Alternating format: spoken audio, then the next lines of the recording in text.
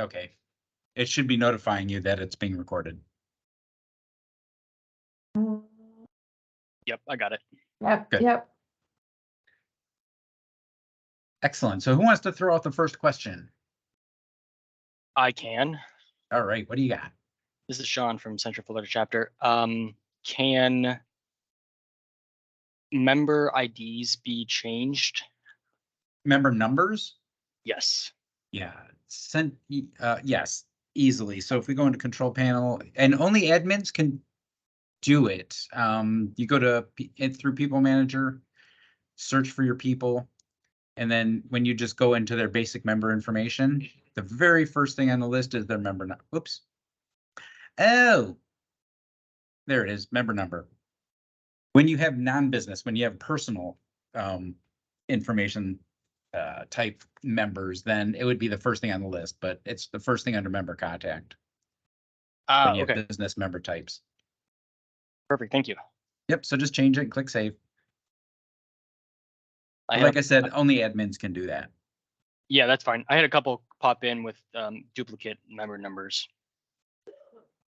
You know how that sometimes happens is somebody, if they like get rid of a member or a member drops, then they will sometimes not really well-meaning, of course, they'll go into member options and it'll change the next member number to go in and use that member number again, not realizing that the member number stays with that member, even though that member's dropped. Got it. So then it duplicates it and it'll continue duplicating it because it's basically saying that even though you've used 9, 10, 11, and 12, it's going to start over counting at 9 again. And so the next new members are going to be 9, 10, 11, and 12. So you're going to end up with overlap. Perfect. Thank you. Yep.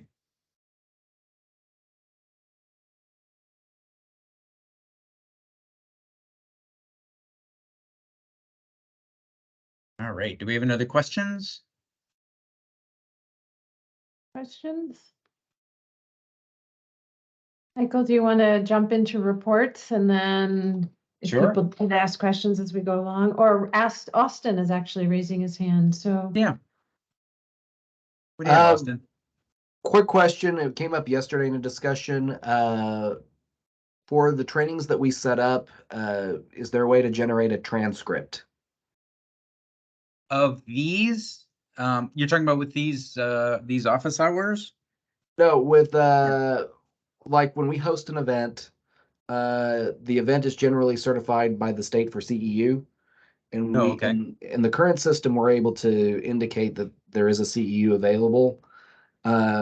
Is there a way to track that? Is there a way to generate transcripts so that the members can show what events they've attended throughout the year? Oh, I know what you're talking about. Okay. We're not talking about, okay, yes. So you all have this points tracking module built in, and this is where you're going to go in and record the points. But let's say they attend an event and the event is set up to provide CEUs and whether it's hours or, points or whatever you're tracking.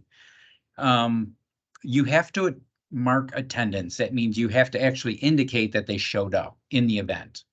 And then once you do, you go into the points tracking module, you import from the event, you select the event that it was, and then you import the points that are issued for that particular event, whether it's 2 hours or 3 points or whatever it is. And then what you'll do is it'll be in the person's profile. And so when they would go into their profile, I'll just go into Andrea's here. Points, hours, history. And so this is where basically you're going to click this button that says transcript. She doesn't have any, so there'd be no transcript generated.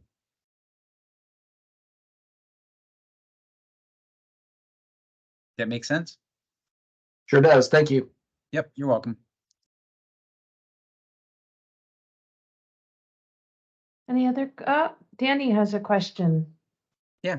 Yeah, hey, thanks. Hey, I got 7 or 8 renewals. This is about membership renewals, and I got on a spreadsheet of manual, so I have to manually enter them in. 2 were new and 5 were renewals, but I played in for a while and I couldn't find how to renew an existing member. If you could show me that real fast. Yeah, which chapter are you with? Co-op Central Ohio.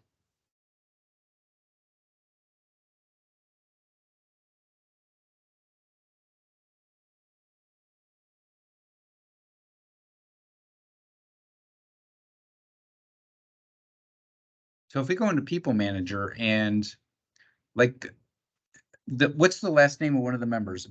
I won't Bounce. go through it, but Yeah, what was it? Fouts. He's the existing member that needs renewed. Sean. Yep. So what you do is you click on this red circle. The red circle means they're in the renewal cycle, and you see how when I hover over it, it says renew. Yep. So when you click on that, it's going to start the renewal wizard, and it'll walk you through each of the panels for the renewal. And then when you get to the last page, it'll be basically the payment page. So you can record payment if they've sent it to you, or it'll be pending, so that when they log in next time, it'll say they have a pending payment. Okay, so I have to pull all these people in, all 7 of them, to do a bulk invoice. I can do that, right? Yeah, if you once they're all renewed, meaning they all have a transaction that's generated, you're going to go into the money tab, go to transaction search, bulk payments, and then you're going to search for them all. And then you're just going to check the box next to each one that you want to group. And then you're going to click on invoices, and then you can say grouped invoice. Perfect. You make it look so easy, Mike. Thank you. I've done it once or twice. Okay, I appreciate that. That's very helpful. Thank you. Good. You're welcome. Are there any other questions? It's like, Sean? Yeah, I have a question about the primary, secondary aspect. When somebody is a secondary and the primary removes them from being a secondary, they're dropped. Like that person is dropped, but they're still an active member. Like their membership is valid to the end of December. That can be common if they switch from one entity to another, but they're still a part of our chapter. Is there a way to avoid them from being dropped but still be active on the membership list? there isn't a way, because that's basically the only way the system handles it. It's basically saying that this person is no longer part of our membership. So we drop them until the admin can determine what to do with them. So once they've been dropped, from a primary membership, then you could go in and say, okay, well, member can actually become part of this new agency because they moved to this new agency. And then you'll just do a level change to make them an active member of that agency. Okay, as the membership director, am I able to set up an email to receive emails if that happens? So I know when somebody gets dropped? You should be getting those emails anyway. So when people are dropped, if you go into people options, you always start with people options, and then you say notify membership director when, and then you would say a new member sign up or renewal, but before payment, blah, blah, blah, whatever the option is. Okay. And then once that's set, then we go and make sure that the membership director column has a yes in it. It has to have at least one S for the person who's going to be the membership director title. Once that title is the membership director, then you go to contact us, and this is where you would assign yourself to that title. Then that person will be getting all membership changes. So whether it's a drop or an expiration or a renewal. Okay, because I tested it and I dropped somebody from being a secondary, and I did you not didn't get the an email. notification? No. Oh, all right. Well, I'm gonna have to make a note of that so I can document it and get that sent in then.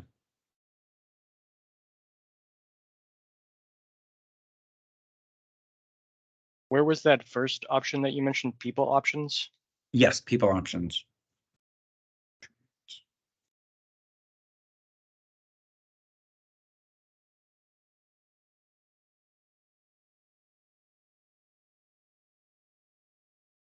All right. And that's Sean, right?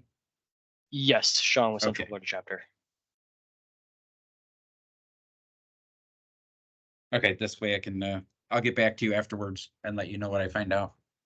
Okay, thank you. Yep.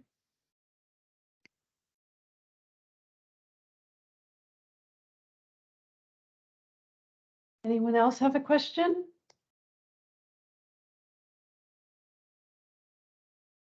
Julie? Hi, I'm not sure if we're on a specific topic or not. Nope, I just, Nope, any it's question open you floor. have? Okay, Yeah.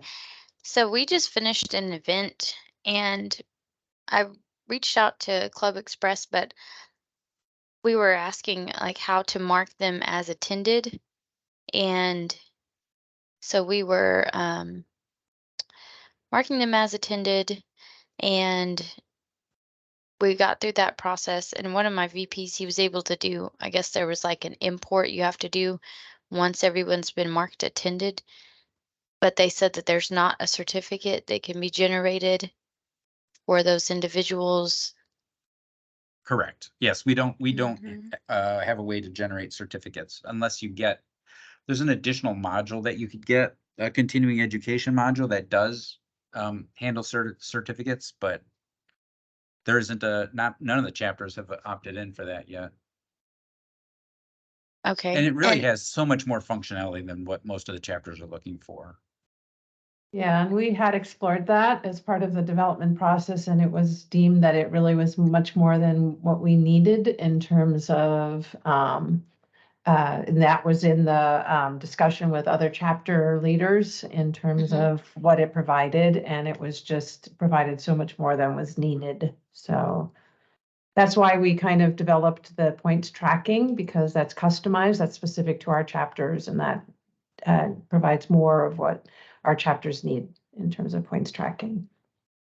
So for Ron- those that are not members of our chapter, though, right now I've had to individually, luckily I've figured out how to do the mail merge with publisher, but had to create a certificate. I had to do a mail merge, and then I'm going to have to email that out through the mail merge.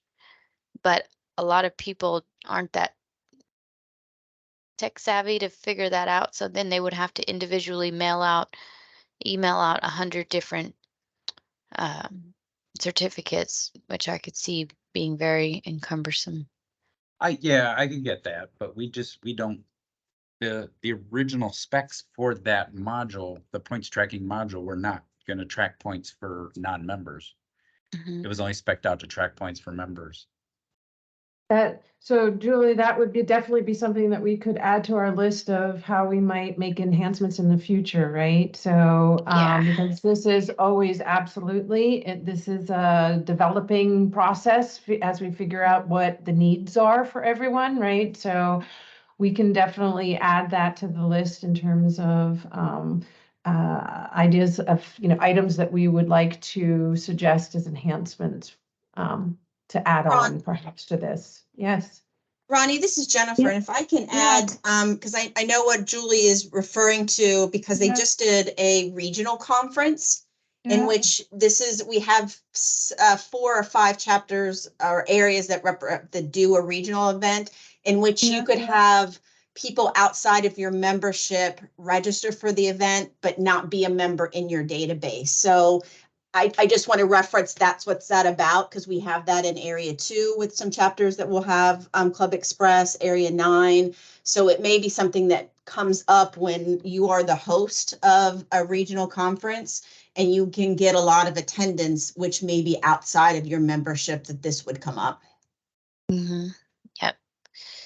Yeah, so this sounds like it's definitely something that we should add to our list in terms of upgrades that we would want to make. Yeah, So, and again, and I'm not Yeah. shocked that it hasn't come up yet, but I think Yeah. Lone Star's the first one with a ClubExpress that's now having to deal with that. And I don't know Yeah. how everybody else registers, but knowing we do have, I think there's 4 or 5 of them, it's something that could come up in the future in which for the most part, you're going to have the majority of your attendance be members. You may have a one-off or a one, or two off that attend that aren't a member. And of course, you can see all of that through their profile and don't necessarily need that certificate.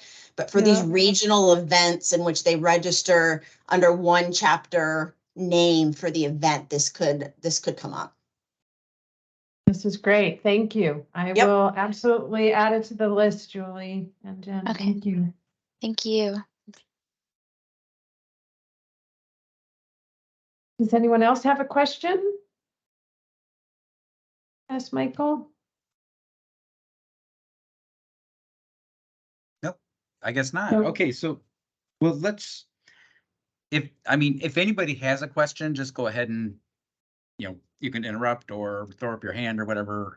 But one of the modules that I think is really heavily underutilized is the volunteering module. And this is one of the questions that had come up, so that when people volunteer for different activities, you can choose to track their volunteering. And so if we go first into the volunteering module and go to configure and go to options, do we want to track hours for each volunteer? If we turn this on, then there's going to be a new entry in each person's profile where you can actually see what hours they have committed or, what they volunteered, what they put into your organization. So when you create volunteering opportunities, let's go to volunteering. What the heck? There we go. That was weird. It seems like I got stuck there. So basically in the volunteering module, you create volunteering opportunities, and an opportunity could be like you have a conference and you need some warm bodies to help with, checking in people at the table, or, doing some sort of vendor management or whatever it might be. You can create volunteering opportunities, which would be the event, and then you can create volunteering time slots. So you can say from 10 to 12, we need 4 warm bodies at the front table to check in people. And then, and you can create all these different time slots and people can sign themselves up, and then you can track, the system will track the hours that they've done the volunteering for. So it's a real nice way to be able to know what people are really contributing to the organization, even if though, you may not see them on a daily basis, so you don't know it, but the system can still track it for you. This is Jennifer. Thanks for sharing that. And for everybody that's on the call, this is really important, as we've talked about at Chapter Academy, about making decisions based on data. And this is a great way to see who and what kind of volunteering options your members like. I love that there is this opportunity to track this. So thank you so much for sharing that, because you can base who you maybe want to ask, who are high users and volunteers, maybe people you haven't tapped into yet that may not be burned out. This is a great way. I assume you can run a report based on this as well, to show if I have 100 members, I can show the 25 that have never volunteered at all. Yeah. Perfect. So these are the reports that are built in. Yep. Okay. And you can track it for non-members too. So if you have non-members who are volunteering, it might be, maybe they put in so many hours and you might want to give them a free membership. Who knows? I don't know. Maybe not. But the other nice thing about the volunteering module is that it works in conjunction with the event. So if you're setting up a volunteering opportunity for a conference and you want to tie it to the conference, then when you set up the conference event, you can have an additional button on there that says volunteer for this event. And then as they're registering, they can also volunteer.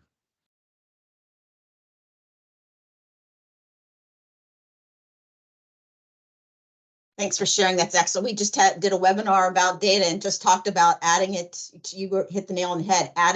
Do you want to volunteer during the registration process to get volunteers for your upcoming event? That's excellent. Yep. Perfect. Another thing that we should probably talk about, because this is going to come up probably once a year with most of your organizations, is the surveys module. Now in this one, surveys is not enabled. So I'm going to go to configure, click on surveys under disabled modules, and I'm going to make it active. And now I have the surveys module. And the surveys module is really important for elections, because if you're going to have an election coming up for your new board, you can configure it as an election. And then once you select the category, this is just a category called polls, but then the survey is going to be record my election, whatever the button's going to be. And then you're going to set an end date and say, well, this election ends on September 1st.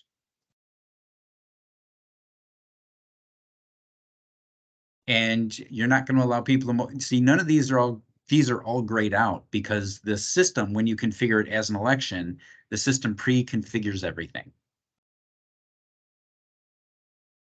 And now you've got an election, you can set up your election questions and, who are the people you want to nominate and that kind of thing. When it's set up as an election, that means anyone, including admins, can only do it once. So there's no testing. You've created it, and an admin can take it once, a regular member can take it once. There's no way anybody can skew the data.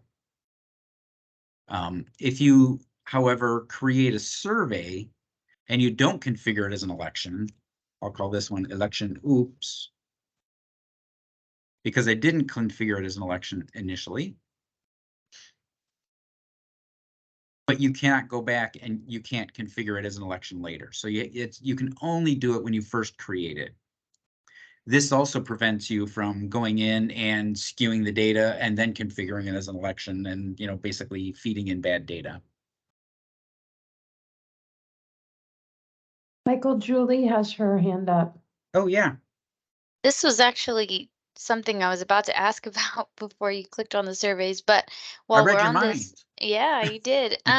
Because we just finished our event, so we're putting together our survey for the members that were in attendance so that we can get good feedback and see where we can make improvements or what went well, what could be improved, things like that.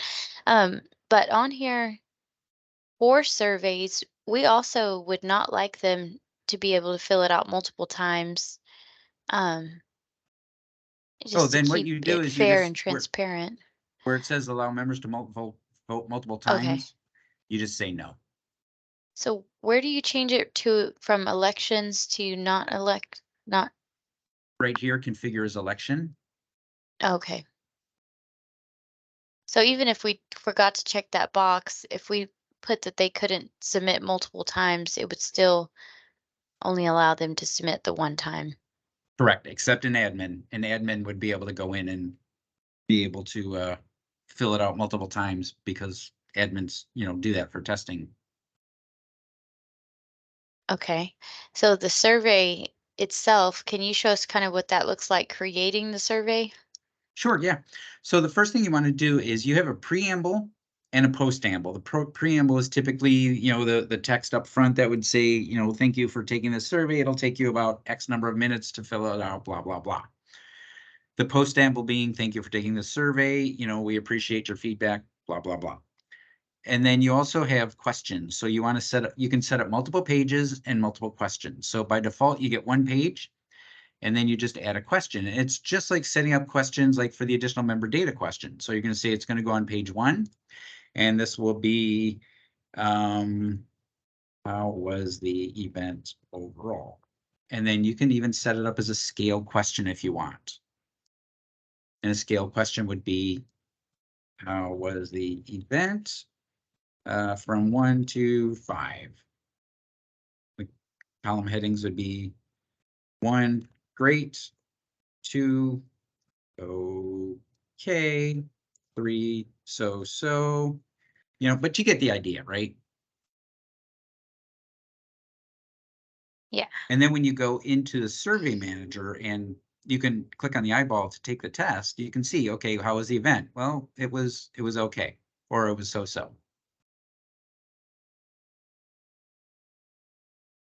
You can go back and you can add more questions or what you need, whatever you need to collect.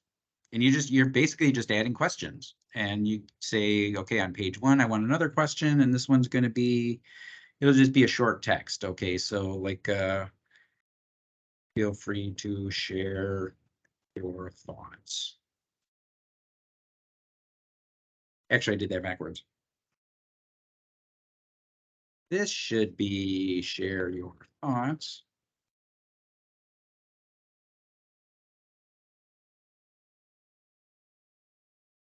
And then click yes. So now you've got how was the event overall, share your thoughts. And then when you go back and you test, click on the eyeball. How was the event? Please share your thoughts. And like I said, you can have multiple pages. So you can have them categorized, depending on how long the survey is. Mhm. You can have a page for grouping the different, similar questions together. Does it allow branching? So if they select, like if they selected other, then it would prompt them to answer a text field question? If you configure a question as other, it will pop up. Like I'll do, let's say this will be Q with other. And so I'll say short feedback. It'll be, dude, this one isn't allowing other. That means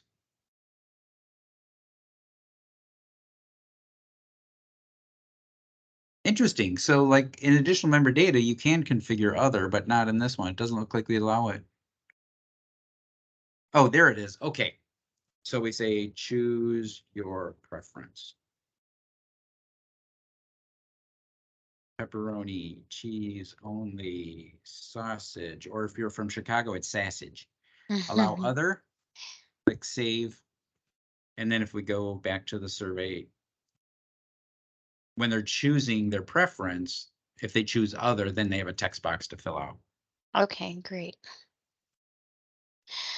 So what we're about to do since our event just ended last week, we are going to survey all our members. So I know there's an after event section in the events page, Right.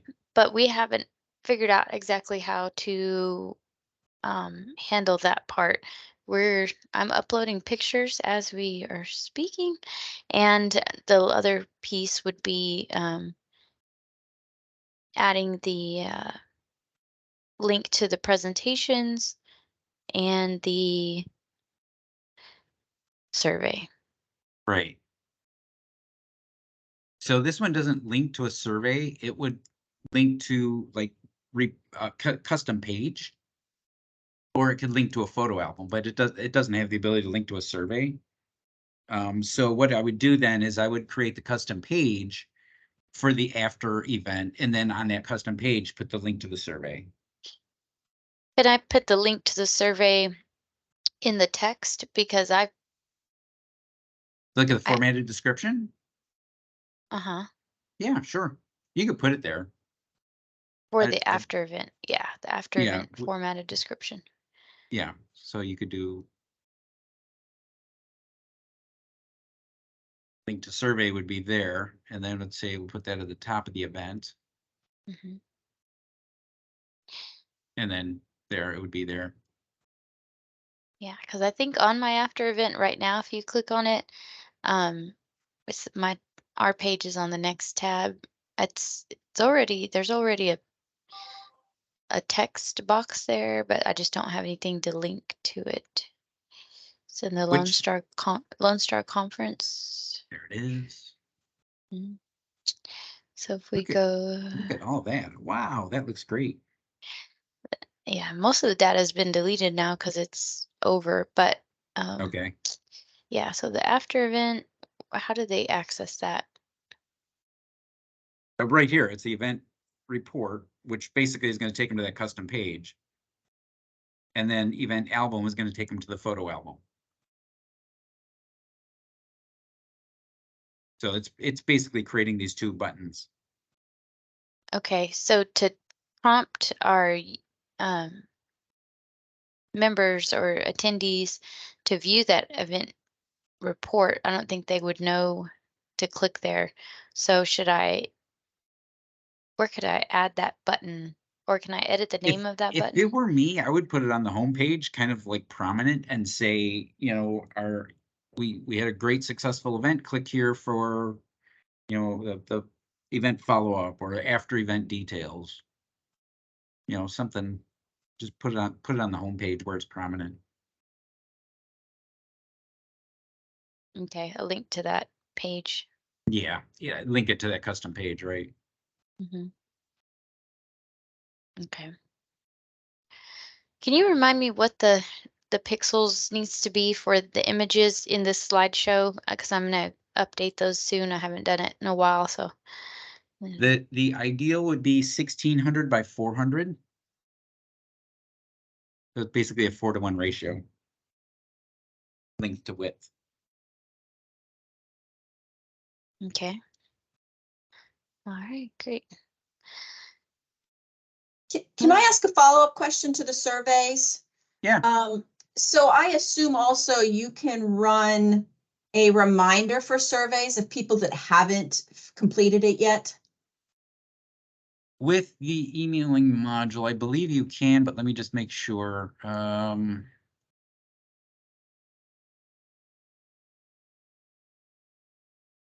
Anyone who has not yet responded to a survey, you see that on the list? Yep. Okay. Yep. Thank you. And then you would just choose the survey.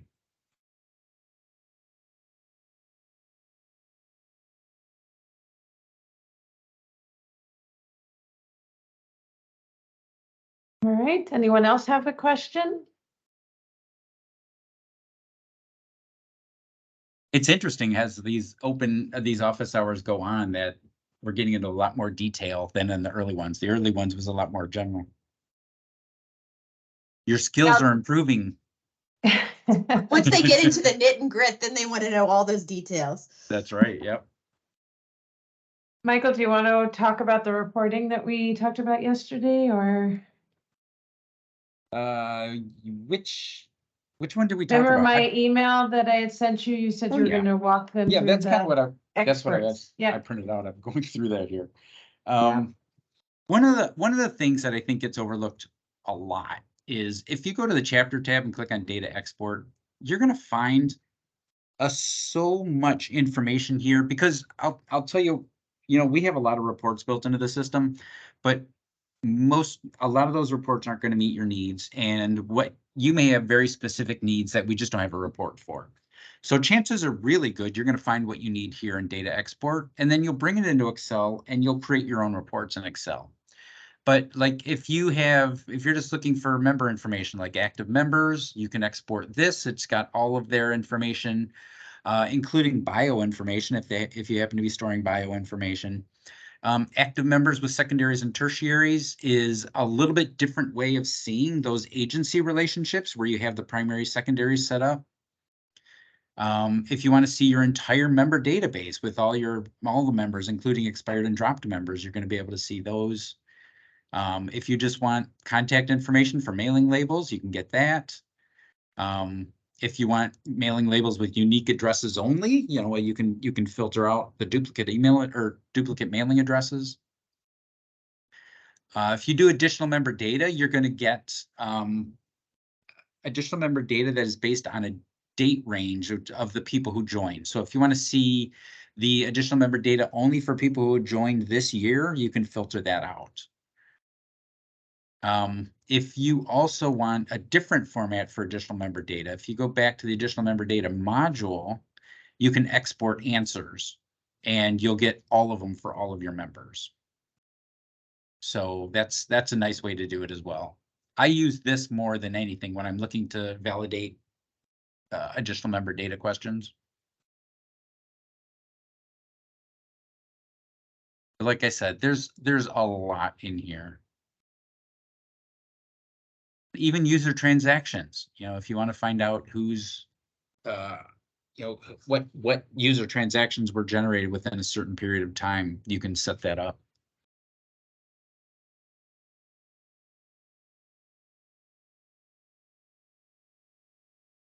Mailing list categories is another thing for grouping people together that I think is important, and I'm not sure it's clear how to use it.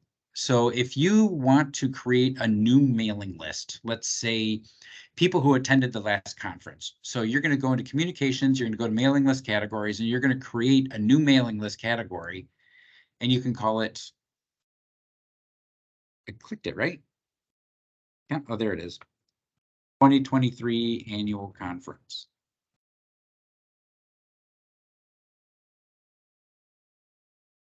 I think I clicked it too many times. I can be impatient too. Okay, so, oh, now it's on the list twice. Isn't that crazy? All right, there we go. 2023 annual conference. And then when you go to the event itself and you're setting it up under registration and fees, you can set up the mailing list category here to 2023 annual conference so that everybody who registers, whether they're members or non-members, are going to be added to that mailing list category. That way, after the event, you can say, thank you for attending the 2023 annual conference, or you can say, you know, as the 2024 annual conference approaches, you can maybe send them a special discount code just for that mailing list and say, you know, because you attended the 2023 conference, you get $10 off 2024 registration as long as you register before X date, whatever, you know, you can do all kinds of creative things with it.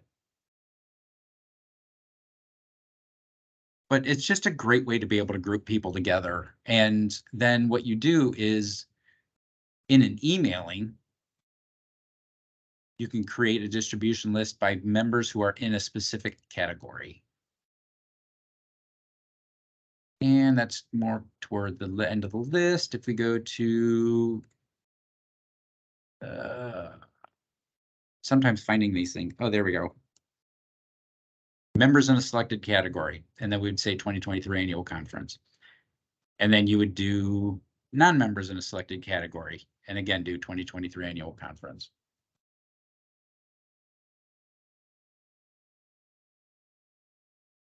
And you can even manually put people into a mailing list category. Like if you go into People Manager and you see that, you know, is it Johnny Coker went to the conference but didn't get categorized, you can click on this icon here, which is mailing list categories, and say, okay, they went to the 2023 annual conference, and you can save it.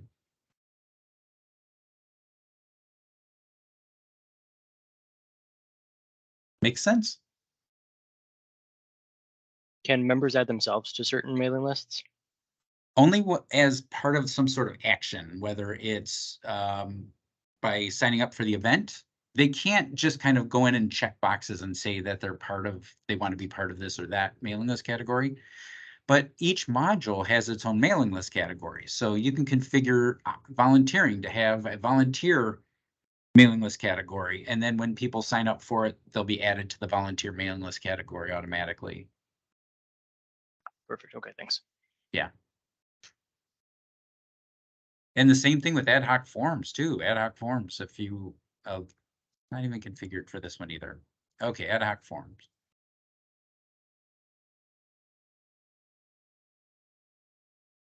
So you can configure ad hoc forms so that they will be part of a specific mailing list category. So you can say people who filled out this form would be added to this mailing list category. And then all of you have, if we log out, I'm going to log out just so you can see it.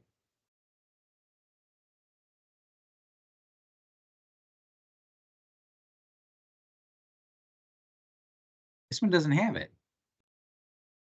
Oh, click here to the, there it is. So when you add me to your mailing list, this is for non-members to get added to the mailing list.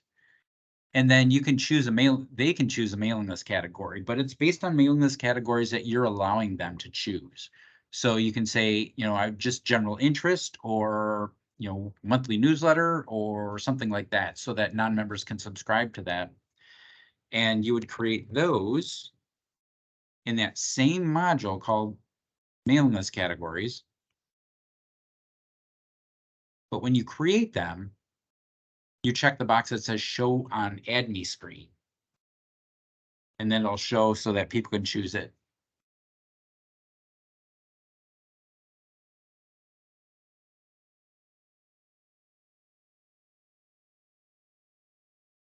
Make sense?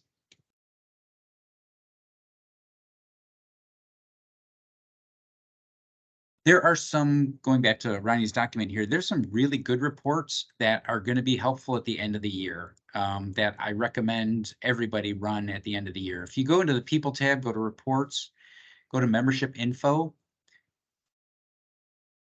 There's membership history. And this is going to give you a month-to-month breakdown of your membership. And I recommend running it at the end of the year because sometimes it changes as people get removed from the database. If people get scrubbed from the database, I'll say, because they won't be included in those counts anymore. So that way you'll have a relatively clean history. Another one that's good is the membership matrix. I really like this one as well. So if we look at the membership matrix, it's going to show you, you know, at any particular point in time, how many active members do we have, how many dropped, how many frozen, pending, etc. You're going to see all the member statuses and all the members in those statuses. So this is a great one to run at the end of the year too, and just kind of keep it in some sort of archive, maybe put it on the document library, you know, as end of the year reports or something like that. Julie has her hand up. Yeah. Yep. So we have the, you know, of course, we're on our new website. We have our forum option, but I've tested it out and I don't know if it's working correctly, but we definitely want to get that going full speed. We've got a lot of requests. We just don't know how to use it correctly and haven't had a lot of time to test it out. Does everyone have to log in and subscribe They to do, be able yes. Okay. Because we will not. Well, this one's set up as all members, which means they would have to log in and go to the forums module in order to post or read the forums. If they want to get emails from the forums sent to them when there are new posts to the forums or updates, then they have to opt in because we just won't send out emails that they have not opted in to get. So what can we do to get them to opt in? How would I give them instructions on? Oh, you're going to go in through their profile. Mhm. And I'll pick on Emily here. She's a secondary, well, it doesn't matter whether it's secondary or primary, but they're going to go into their forums, go to forum general preferences, and they can allow forum members to send replies directly. Oh, right here, send forum messages to me via email.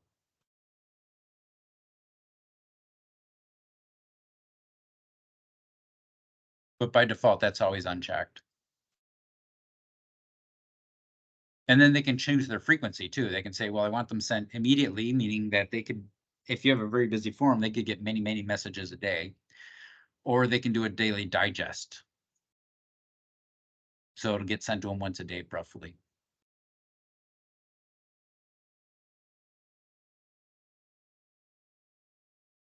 That answer your question? Yes. Okay. But And being yeah, that we're on a new site because we just got launched in December, what if we would prefer because it looks like we have 175 members now or something. So what if we would prefer to have them opt in, and then if they decide they do not want to be a part of it, then they can opt out? you're gonna have to do it manually because we do not provide any capability for someone to go in and in mass opt everybody in because that violates canned spam laws. But as administrators, we If you could want, we could you got to do it one at a time though. But yeah, yeah, we could set it up and then send out a notice if they would like to opt out, then to follow those instructions. yeah, Mhm. it's a risk. You know, you know your members better than we do. So Yeah, from what I've yeah, heard, we're a small group since we're just a local chapter. We're not statewide or anything like that. And they would prefer, from the people I've spoken to, they would prefer to have those messages come through. okay, And then we could give them the option if they would like to opt out, then we could give them that at the same notice that they've been added to this yeah. deal. But yeah, we'd have to find some manpower to help do that. But I think that's going to be more successful than opting out and asking 175 members to go log in when a lot of them probably have maybe only logged in a few times just to register for a class. They might not be familiar with the site to go in and do all of that. Yeah, I get that. I totally do. But I also know that the fines for violating canned spam laws are very, very hefty. Not that they ever get, charged against somebody. I don't know who's policing that stuff, but if it were to be reported that they tried to get removed and nobody got removed them, or they were opted back in, then, they could very well report you, and the fines are measured in thousands of dollars per email, so it's So, substantial. so if we opt them in, then we're violating the spam laws? They have to be able to opt into unwanted emails. When they first sign up with ClubExpress, they agree to receive emails, right? It's one of the privacy things. They can say, yes, I agree to general emails. No, don't send me general emails. It's one of the first things they agree to. But they don't do that for forums. They have to opt into forums because we're not going to send emails that they haven't agreed to. Okay. So that could be seen as a violation of canned spam. So what if we did a survey to the members and asked them to let us know if they would like to be opted in? I think that'd be a question for your attorney, not me. Okay. I think, you just need one pain in the butt to cause a problem. Yeah. That's kind of the way we've always approached it, is you just need one bad person with a bad day or bad attitude or whatever to say, okay, I'm reporting you. Yeah, it's definitely not worth the risk, but just didn't know Yeah. how to best go about this. Okay. Liska, you had a question? Yeah, it was on forums too. Um I, I feel like forums are just confusing anyway. But we're having somebody trying to post, like I haven't sent out a member blast like telling people they need to opt into forums because I think it's confusing, but I'm Mhm. gonna have to do it at some point. And I'm gonna start telling people to call the help desk because I don't know how to help them. But Sure. but when you post a forum, how do you see that it's done? Because I have somebody that posted it, but he can't see it, and I told him to go in and like opt in and do all that stuff you just did, but he's still not seeing it. So I don't, and I told him to call the help desk because I don't know how to help him. But how do you see it if you post one? Which chapter are you with again? OPPA. Okay, let me get over there. Oh, it's OPPA Oregon, right? There it is.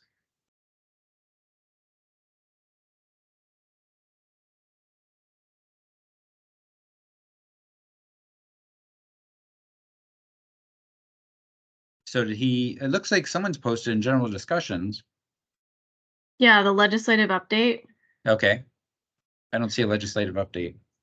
Yeah, so I just think he's not, but I've given him all the instructions that I can figure out, and I can't. And like the last session we had of this, I wrote down all the instructions and he still can't figure it out. So I don't know. Do you know how to he posted? help. I don't. I don't.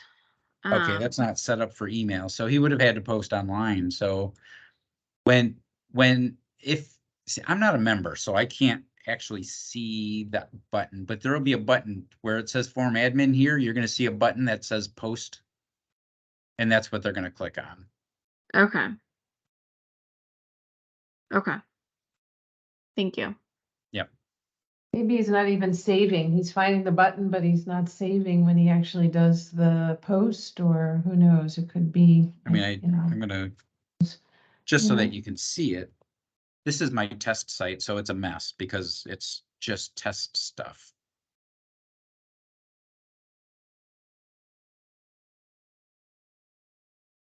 So here's just post a discussion. That's what it's going to look like.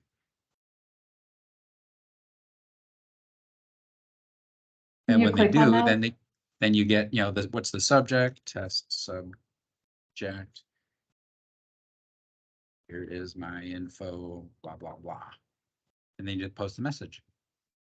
However, Michael, can you show where to enable that WYSIWYG? Because that is something you have to set in your forum preferences. Yeah, so when if you're you go into setting your up. profile, if, go in the upper right corner, click on your profile. And when you go down to forum general preferences, you want to use the formatted under authoring messages. You're going to use the formatted with styling tools. And then you'll get the advanced editor. You can choose if you want a simpler one to do the plain text editor if you want.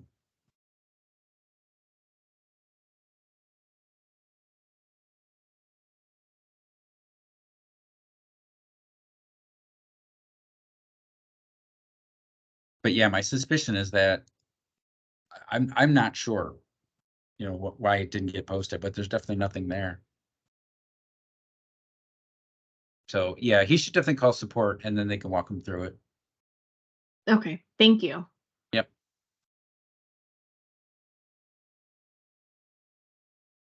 Well, do we have any more questions for Michael? Oh, you know what? Did he opt in? You have this set for opt in. I have And what there's just set two. for opt-in? Connie and Jody are the only two.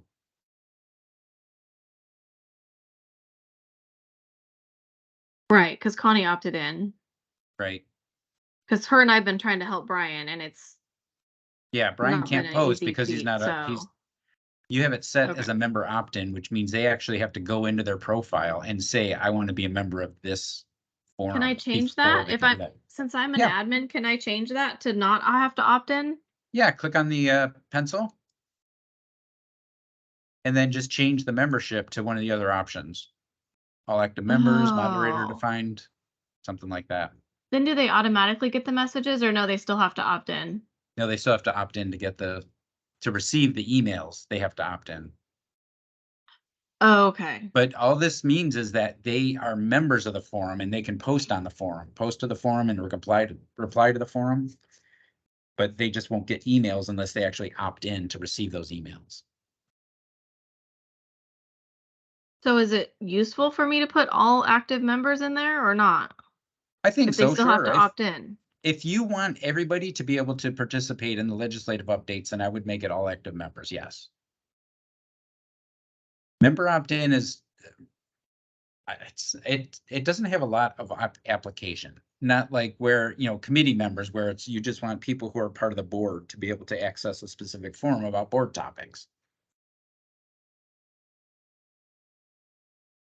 But all active members would mean, yeah, everybody, if they, can participate in that. And it seems like legislative updates would be one of those things where all active members would be appropriate.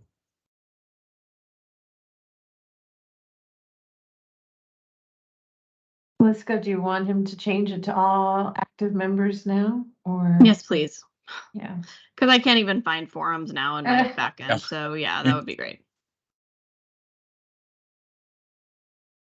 Done. Thank you. And now keep in mind, when you make changes to forum configurations, it can take up to 45 minutes for those changes to be reflected. Oh, And that's that's fine. always like that. So Okay. Thank you. that's why it still says 2, even though, but after 45 minutes, it'll say 471. Okay. Awesome. Thank you. Yep.